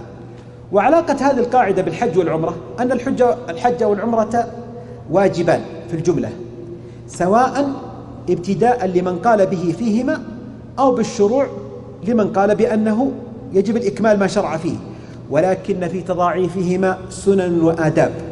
فهل الخطاب الواجب متسلط على كل عمل في الحج والعمرة؟ لا يبدو ذلك، بل متعلق بمطلق وهو الماهية الكلية. الوجوب يتسلط على ماذا؟ على إحداث الحج والعمرة، أما ما في تضاعيفها من سنن وواجبات فإن هذا الوجوب ينتهي إليها لا يصل إليها. ولو قلنا بأنه متعلق كما قال فخر الدين الرازي إنه متعلق بكل جزئية من جزئياتها لكان كل ما داخل هذا الحج والعمرة واجبا مقتضى الأمر بالماهية المطلقة. طيب، القاعدة 31 صيغة الأمر أتموا يمكن أن تحمل العموم. يعني حين قلنا إنها من قبيل المطلق، قلنا إنها من قبيل المطلق، أليس كذلك؟ لأن نكرة فعل والفعل نكرة، والنكرة في سياق الإثبات مطلق، لكنها يمكن أن تفيد العموم. ذكر هذا القرافي وقال إن التضمن يمكن أن يفيد العموم. ذكر عندما تكلم عن أسباب العموم ذكر إن أسباب العموم 8 التي يستفاد منها العموم، وقال إنه يستفاد بالمطابقة والتضمن والالتزام. والتضمن يستفاد من ماذا؟ يستفاد من الأوامر والنواهي. طيب، متى يكون الأمر دالا على التكرار أو النهي دالا على التكرار، عفوا دالا على العموم؟ إذا دل على التكرار، إذا اقتضى التكرار. إذا قلنا بأن الأمر في مسألة اقتضاء الأمر التكرار إنه يقتضي التكرار، فإنه يكون من العموم. لماذا؟ وليس من عموم الصيغ، إنما من عموم القرائن وعموم المحتفى، لأن العموم ليس كله عموم الصيغ. عموم الصيغ هذا بعض أنواع العموم، فإن العادة تفيد العموم مثلا، العادة من أعظم أدلة العموم، والقرائن والسياق يفيد العموم، وليس فقط الصيغ التي هي المسلمون وأدوات الشرط والمفرد المضاف إلى معرفة وأسماء الأجناس ونحو ذلك، هذه صيغ، ولكن أيضا العموم يستفاد من أشياء أخرى، من ضمنها هذا، وهو أن الأمر إذا اقتضى التكرار فإنه يفيد العموم، وإن كان الأمر من قبيل الخاص، أليس كذلك؟ الأمر من قبيل الخاص، وقد أدرجه الحنفية ضمن الأقسام من أقسام الخاص، إلا أنه يفيد العموم إذا أفاد التكرار، إذا قلنا بأنه مفيد التكرار، وإفادته للعموم هنا من باب التضمن وليس المطابقة ولا الالتزام. القاعدة 32 نفي النقصان غير نفي البطلان. نفي النقصان غير نفي البطلان. ومن هنا نقل الجصاص في تفسير هذه الآية إنه لا دلالة في قوله وأتموا على وجوب العمرة ابتداء، لأن أكثر ما فيها الأمر بإتمامها، وذلك إنما يقتضي نفي النقصان عنها إذا فعلت، لأن ضد التمام هو النقصان لا البطلان. إذن الإتمام هنا تسلط على عمرة شرع فيها ولم يتكلم عن عمرة مبتدأة، وهذه لا بد أن تكون تامة، كما أنك تقول مثلا في الصلاة النافلة إذا أتيت بالصلاة النافلة هل يمكن أن تخل بها وتترك منها بعض أفعالها؟ لا يمكن، لا بد أن تأتي بها تامة. فالأمر بالتمام هنا متسلط على صلاة النافلة وهي نافلة، ولكنه لا بد أن يكملها، فنفي النقصان غير نفي البطلان. نفي النقصان أمر يسير، أما نفي البطلان فهو الذي يترتب عليه عدم صحة العمل ابتداء، والعمرة غير متناولة في هذا. وقد استرسل الجصاص حقيقة في بيان هذه القاعدة استرسالا مفيدا، وقال إن إطلاق لفظ الإتمام عليها بعد الدخول فيها يدل على أن المراد إيجاب إتمامها بعد الدخول فيها، وأما قبل ذلك فإنه لا يدل. لماذا؟ لأن الدخول مضاد للإتمام بعد الشروع، وقد دل كما قلنا هناك في قياس العكس وفي غيره، دل الأمر على المضي في الشروع فيها وأنه واجب، فينبغي أن يستلزم من قبيل دلالة التضاد أو التناقض أو العكس المستوي كما يقول المناطق، أو قياس العكس أو غيره، ألا يكون شيئا واجبا في حال وهو في ضده واجب أيضا مثله. واجب في حال وهو الشروع المضي، وهو المضي فيما شرع فيه باتفاق. طيب فيما لم يشرع فيه كيف نقول بأنه واجب فيه وهما ضدان؟ هذا لا يمكن يقال. ولذلك هنا يمكن يستفاد عند الجدليين في قادح القول بالموجب، قادح القول بالموجب يستفاد هنا، فنقول بأننا نتفق معكم، نستفيد. يعني الحنفية يقولون لمن قال بأن الأمر بالإتمام هنا أنه يشمل الابتداء وأيضا الإكمال، يقول أنا أستدل بنفس دليلكم الذي استدلتم به، ولكنني أصل نتيجة مغايرة لما وصلتم إليه، فأقول بموجب دليلكم مع بقاء الخلاف قائم. لماذا؟ لأنه لا يتصور أن يكون شيئا واجبا في حال وهو في ضده واجب أيضا، وإلا لما كان ضدان. ونحن نعرف أن الابتداء أنه غير الإتمام والإكمال، غير الإتمام بمعنى الإكمال. القاعدة 33 كم وقت على كام يا شيخ؟ القاعدة 33 السياق مرشد إلى تبيين المجملات وترجيح المحتملات وتقرير الواضحات، كما قال ابن عبد السلام.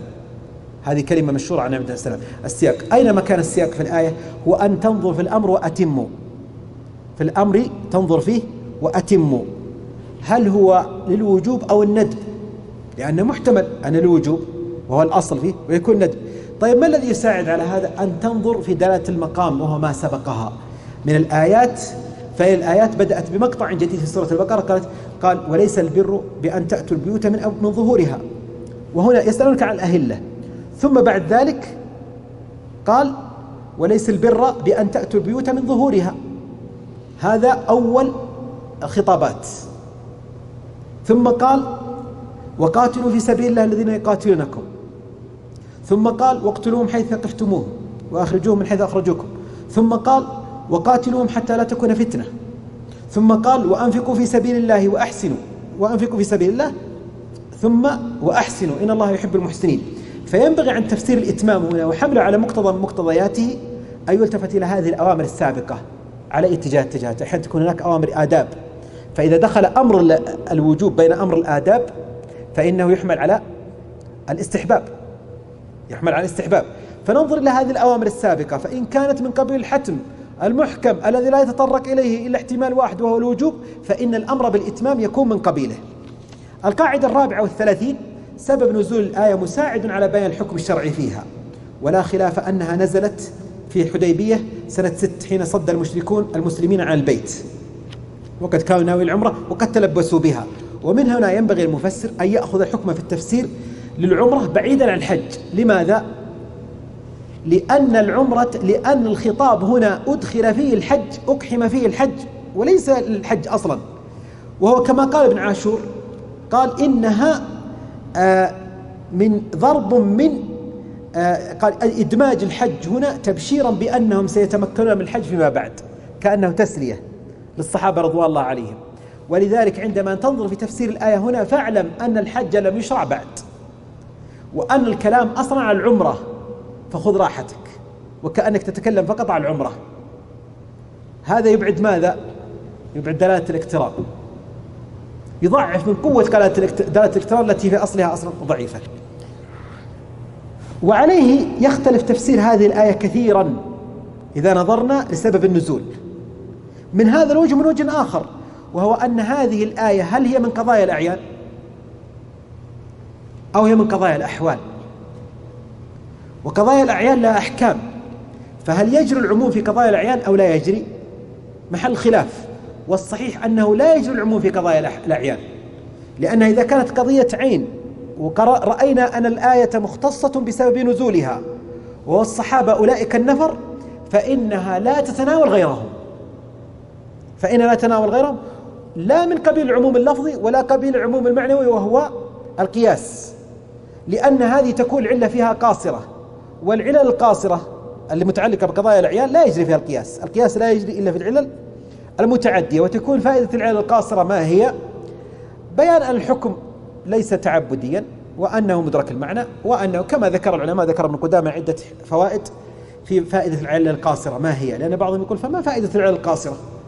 نقول هناك فوائد أخرى وهي تساعد على الامتثال، وهو أن العبد أيضا يقبل على عمل ويعرف أنه غير معلل بأن يلحق به غيره، ومع ذلك يأتي به فإنه يثاب عليه ونحو ذلك. طيب، القاعدة 35 هل يمكن أن نمدد في وقت الإقامة أو أنها من قبيل واجب المضيق؟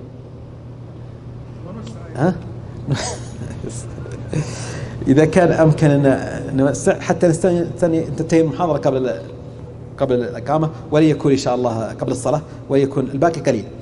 القاعدة 35 جريان العموم كما قلنا في قضايا الأعيان، والقياس على ما ثبت أنه قضية عين أو ما يلقبه بعضهم بالعلل القاصرة، مبنية على الأمر بالإتمام كان للصحابة فقط بالنظر لسبب النزول ولدلالة المقام، ولهذا فإن الآية في هذا الحال لا تتناول غيرهم، وهذا صعب. لماذا؟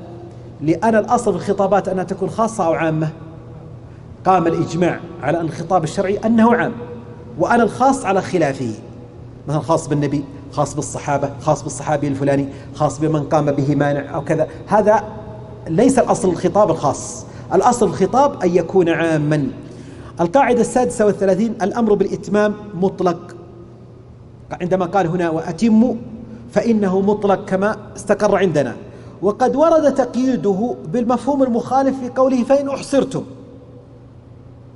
يعني ليس الأمر بالإتمام الذي قلنا بأنه مطلق خلاص لا بد يأتي بالناس كل وقت، بل إذا أحصروا فإنه بالمفهوم المخالف أنكم إذا أحصرتم إذا لم تحصروا فأتموا الحج والعمرة، وأما إذا أحصرتم فإن هذا يخرجك من العهدة. وأيضا القاعدة 37 ضمير الجمع في قوله أتموا عام لكل الناس، وقد ورد تخصيصه بمن حصل له مانع يمنعه وهو الإحصار، فهي تشمل كل الناس، حجوا اعتمروا.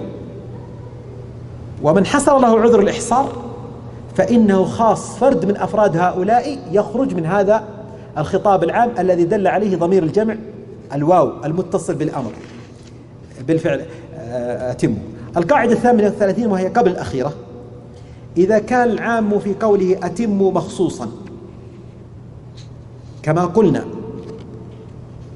قلنا إنه مخصوص بحالة يخرج منه من؟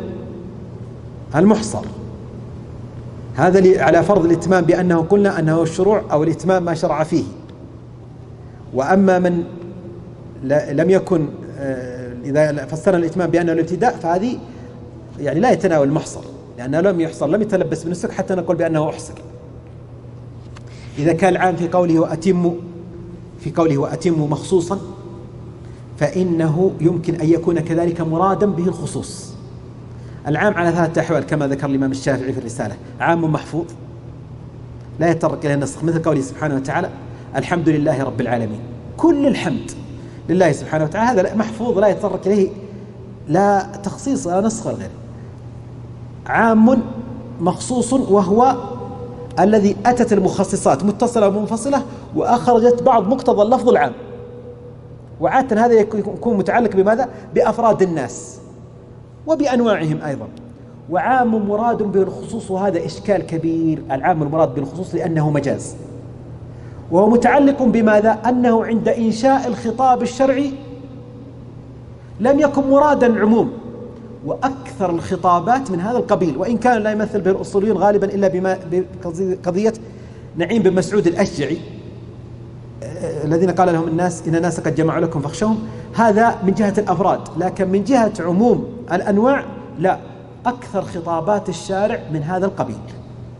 العام المراد به الخصوص، فإن قوله سبحانه وتعالى: فاقتلوا المشركين، هل هو عام أو ليس بعام؟ عام. اقتلوا فعل، والفعل مطلق ولكن اتصل به الضمير، والمشركين أي كل مشرك ينبغي قتله، لكن هل يمكن قتل كل مشرك؟ هناك من خصصهم النصوص وهو المستأمن والذمي، فإنهم مشركون، أصلهم مشركون، حتى اليهود والنصارى الذين هم أهل ذمة هؤلاء، هذا مخصص تخصيص ماذا؟ العام المخصوص. لكنه معلوم أنه لا يمكن قتل كل المشركين، لا يمكن في العادة أن يقتل كل المشركين، والعادة أن لا يخاطب الله سبحانه وتعالى الناس بما لا يستطيعونه، لأنه سوف يكون يترتب عليه ماذا؟ التكليف بما لا يطاق، التكليف بما لا يطاق، وهذه أمر لا يمكن، غير موجود في الشريعة. إذن أيضا الإتمام هنا المأمور به هو عام مخصوص، وهو أيضا عام مراد بالخصوص. فإذا حمل الأمر بالإتمام على البدء وليس الإكمال، فلا، الإكمال يعني يخاطب به جهة محددة معروفة، وهذا لا بأس، لا يكون العام المراد به الخصوص. لكن البدء إذا أردنا فسرنا الإتمام بأن المراد به ابتداء العمرة والحج، فلا شك أن الخطاب لا يتناول جميع الأمة ابتداء، بعضهم بالتخصيص، وهو من لم يجد عنده نفقة، من لم يتوفر عنده الشروط أو قامت به الموانع. ولكن أيضا هل يعقل أن يخاطب به جميع الأمة مع ذلك المكان الضيق الذي لا يتسع لهؤلاء كلهم؟ لا يمكن، ولا بد أن نقول بأنه عام من عام المراد به الخصوص. فالشارع أراد قبلا أن يتناول من توفر فيه الشرط وقام به السبب وأنشأ الحج، هذا هو المراد بالخطاب، فيكون من العام المراد بالخصوص. القاعدة الأخيرة أنه جاء في قراءة شاذة: وأقيموا الحج، وأقيموا الحج، وفي القراءة الشاذة خلاف معروف، وقد استدل من قال بوجوب الحج والعمرة بهذه القراءة وهم الشافعية، فالأمر عندهم للوجوب، استغنوا عن مسألة الإتمام، قالوا نرتاح منها ونأخذ بهذه القراءة الشاذة، وتخلصوا بهذه القراءة من تفسيري الإتمام الذين ورد ذكرهما سابقا، سيما من فسره بالمضي فيما شرع فيه، وأن وجوب العمرة إنما كان لكونه شرع فيها فلا يجوز الخروج منها قبل إتمامها. وعليه فإن قوله وأقيموا الحج والعمرة تكون العمرة واجبة ابتداء، وأما استكمالا فإنها يبدو أنها واجبة، وأنه لا مخلص من هذا. لماذا؟ لقيام الإجماع، وإن كان اللغة تأذن وتسمح بأن تكون على سبيل الندب لأن الأمر كما ذكرنا تكرر معنا يحتمل الندب، وقد قلنا أنه أمر بالإتمام، ويكون الحج أحد محملي الإتمام وهو الوجوب، والعمرة أحد المحمل الآخر ويكون من مقابلة الهيئة الاجتماعية. ختاما، فإن هذه القواعد أيها الإخوة بعضها تتنوع إلى 3 أنواع. نوع نص عليه الأصوليون في كتبهم وهي قليلة جدا، ونوع خرجنا استعنت بما ذكر الفقهاء وخاصة المفسرين من الفقهاء بأن يعرف أنه لا بد أن يكون هذا الكلام، وإن لم يصرحوا بالقاعدة الأصولية، أنه مبني على قاعدة، وبالتالي هذه القاعدة ذكرناها لأن الكلام في ثناياه ما يدل على أنه يبني على هذه القاعدة. وبعض هذه القواعد فرضية، وهذه الفرضية هذه من عندي أنا، وهي أضعف القواعد لا شك، لكنها تبقى احتمالات تفيد الدارس، سيما الذين يدرسون استخراج القواعد الأصولية من كتب المفسرين، أو استخراج القواعد الأصولية وإعمالها في كتاب الله سبحانه وتعالى، فإنهم لا بد أن يستعدوا لهذا الفرض، لهذا النوع من الفرض، وأن يعملوا الذهنية الأصولية في الآيات القرآنية من واقع قواعد قد لا ينص عليها المفسرون، ولا يذكرونها، لأننا نعرف ولا بد أن يستقر عندنا أن المفسر عندما يفسر كتاب الله فإنه يتعامل معه كما تعامل الصحابة رضوان الله عليهم مع كتاب الله، ما ينصون على القاعدة الأصولية. والفقيه أيضا عندما يستخرج الحكم الفقهي لا يصرح بالقاعدة الأصولية. لماذا؟ لأنها تجري في دمائهم وهي مبثة في تفكيرهم كم بذات الجملة العصبية في نواحي الجسم الإنساني، ما يحتاج إلى يذكر ولكن القاعدة كذا، نحن نحتاج لندافع عن آرائنا. أما المجتهد مثل هؤلاء فإنه لا يحتاج إلى هذا الأمر. أسأل الله سبحانه وتعالى يتجاوز عنا بالخطأ والتقصير، والله أعلم، وصلى الله وسلم وبارك على نبينا محمد وعلى آله وصحبه وسلم.